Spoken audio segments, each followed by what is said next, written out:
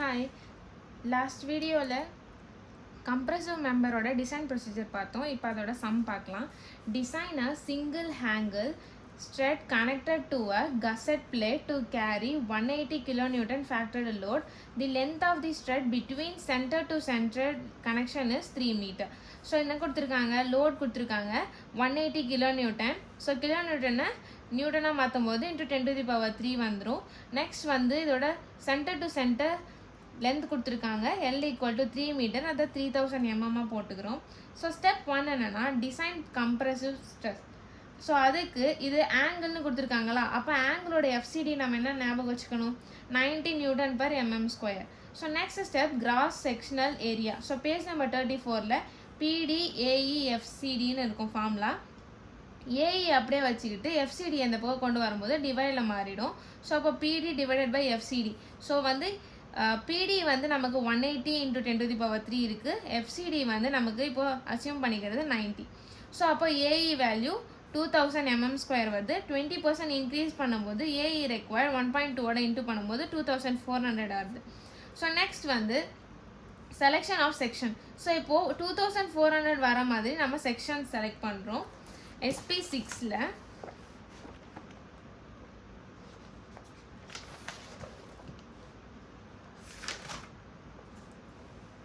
SP6ல் ISA எதெல்லாம் இருக்குன்னு பார்க்கலாம்.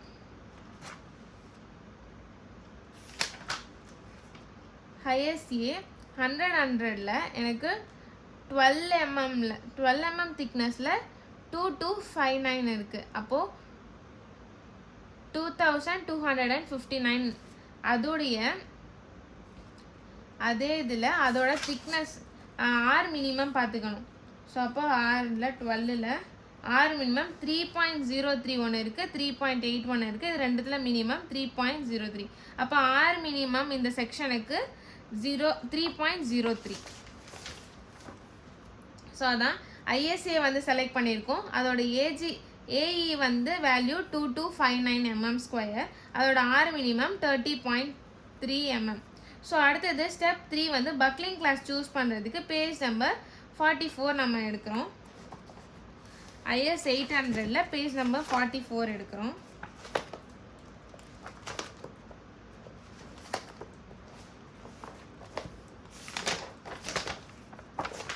ஸோ பேஜ் நம்பர் 44ல் ஆங்கிள் தானே கொடுத்துருக்காங்க. அப்போ ஆங்கிளுக்கு என்ன பக்லிங் கிளாஸ்னா C தான். டைரெக்டாக இது இருக்கான்னு பாருங்கள். First channel single angle, so DA, so hollow அதெல்லாம் இருக்குது. ஸோ அப்போ இதுக்கு C நம்ம பக்லிங் கிளாஸ் இருக்குது. ஸோ அப்போ C. ஸோ அதுக்கு ஸ்லெண்டர்னஸ் ரேஷியோ ஃபார்முலா வந்து KL divided by R minimum. So KLோட வேல்யூ வந்து எப்படின்னா வெல்டு கனெக்ஷனுக்கு நம்மளே அசியூம் பண்ணிக்கணும் 0.7ன்னு 7L. ஸோ 0.7 into 3000 பண்ணும்போது KLோட வேல்யூ வந்து எனக்கு 2100 mm வரும்.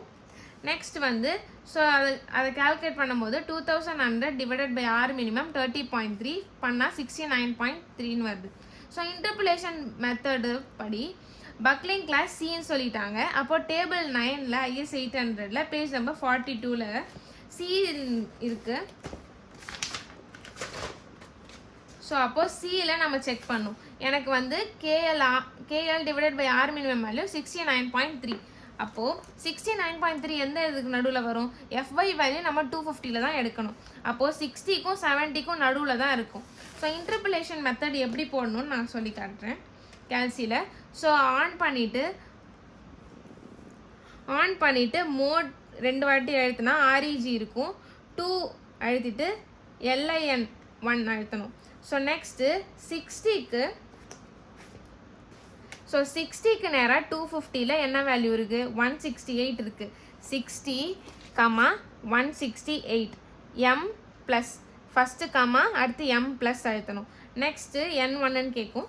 அடுத்தது 70, 60க்கும் 70க்கும் நடுவில் தான் 69.3 வருது. ஸோ அதனால் 70 எழுதுகிறோம். 70, 70க்கு என்ன இருக்குதுன்னு பாருங்கள், 250ல் 152ன்னு இருக்குது. 152 M ப்ளஸ். ஸோ பண்ணிட்டதுக்கப்புறம் 69.3 தானே வேணும். 69.3 கொடுத்துட்டதுக்கப்புறம் ஷிஃப்ட்